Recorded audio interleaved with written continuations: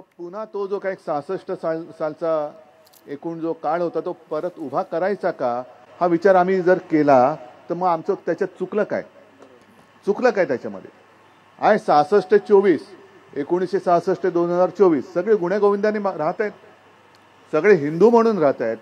त्या हिंदूंचं रक्षण आम्ही हिंदू म्हणून केलं आणि आता तर आपल्यासोबत इतर समाजाचे सुद्धा लोक येत आहेत. मग एवढं सगळं चांगलं चाललेलं असताना हा मिठाचा खडा का टाकताय? हे RCF म्हणजे संपूर्ण देशाची जो अन्नदाता आहे त्या अन्नदाताला तुम्ही खत देता. मध्ये लोकसभेच्या वेळेला मी बघितलं होतं खतांच्या पिशवीवर सुद्धा मोदींचा फोटो. अरे संबंध काय? लसीकरणाच्या सर्टिफिकेटवर मोदींचा फोटो होता कारण लस म्हणे त्यांनी तयार केली असं आमच्या उपमुख्यमंत्र्यांचा शोध होता. मग लस त्यांनी तयार केली मानलं आम्ही म्हणून तुम्ही त्यांच्यावरती मोदींचा फोटो टाकला. खताचं काय? खत कोणी तयार केलं?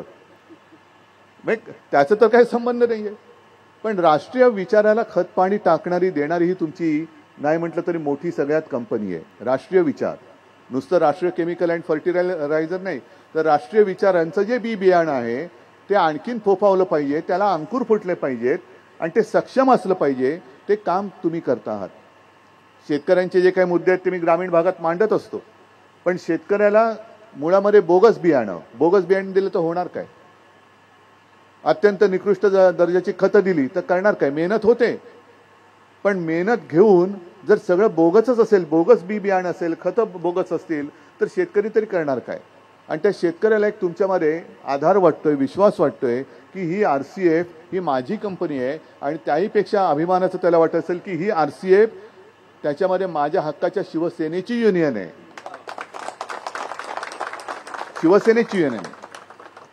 आणि म्हणून तुमचं काम हे मोठं आहे. बोगस बियाणं तुम्ही उकडून टाकलं. मध्ये जे काय आमचीच चूक होती, आम्हीच ते पेरलं होतं पण ते उकडून टाकलं तुम्ही. हेच काम याच्या पुढे सुद्धा करायचंय. आपला जो असेल त्यालाच कोंब फुटले पाहिजेत आणि बाकीची जी काही बोगस असतील ते उपटून अशी फेकून द्या की त्यांना कुठेही रुजू देताच कामा नये. मी जो मराठी माणसाचा विषय तुमच्यासमोर मांडत होतो, आज सुद्धा एका सगळ्या पेपरमध्ये बातमी आलेली आहे. जिथे मी राहतो वांद्रे पूर्व, तिथे वांद्रे सरकारी कर्मचाऱ्यांची एक वसाहत आहे. अगदी लहानपणापासून पाहतोय, 50-60 वर्षापासूनची आहे. मी मुख्यमंत्री असताना निर्णय घेतला होता की तिथे जे आपले सरकारी कर्मचारी राहतात, बहुतांशी नाही सगळेच्या सगळे मराठी, त्या सर्व कर्मचाऱ्यांना तिथल्या तिथे घर द्यायचं. हा निर्णय मी घेतला होता मुख्यमंत्री म्हणून. आपला आहे तो निर्णय. आणि कोर्टाला जागा आपण दुसरीकडे दिली होती.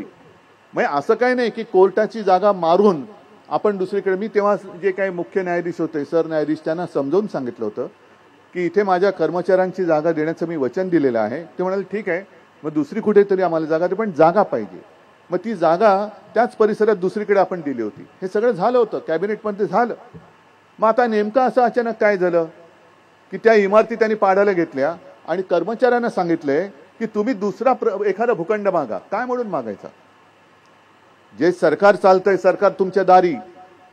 सरकार म्हणजे केवळ मुख्यमंत्री नाही, उपमुख्यमंत्री किंवा मंत्री नाही आहेत, तर आयुष्यभर जे काम करतात खरं सरकार ते चालवतात. आणि त्या कर्मचाऱ्यांची जर का अशी दुर्दशा होणार असेल, त्यांना रस्त्यावरती आणून दुसरा भूखंड म्हणजे हा जो आहे तो द्यायचा. म्हणजे आता इकडे कोर्टाच्या नावाने कोर्टाला द्यायचा. कोर्ट दुसरीकडे जागा घ्यायला माझ्या वेळेला तयार होतं. अनेक मोक्याचे भूखंड अदानीच्या घशात टाकायचे. म्हणजे संपूर्ण एक कदाचित म्हणजे आपण ते होऊ देणार नाही, पण RCF सुद्धा अदानीच्या घशात घालण्याचा त्यांचा डाव आहे की काय? तुमच्या ज्या काही मालमत्ता असतील त्या सुद्धा RCF तो लोडाच्या घशामध्ये घालायच्या. मग जायचं कुठे आम्ही? वांद्रे सरकारी कर्मचाऱ्यांची जी वसाहत आहे त्यांना तिथल्या तिथे घरं मिळालीच पाहिजे, जी मी दिली होती. त्याच्यासाठी शिवसेना आज सुद्धा आग्रही आहे, मिळालीच पाहिजे. आणि जर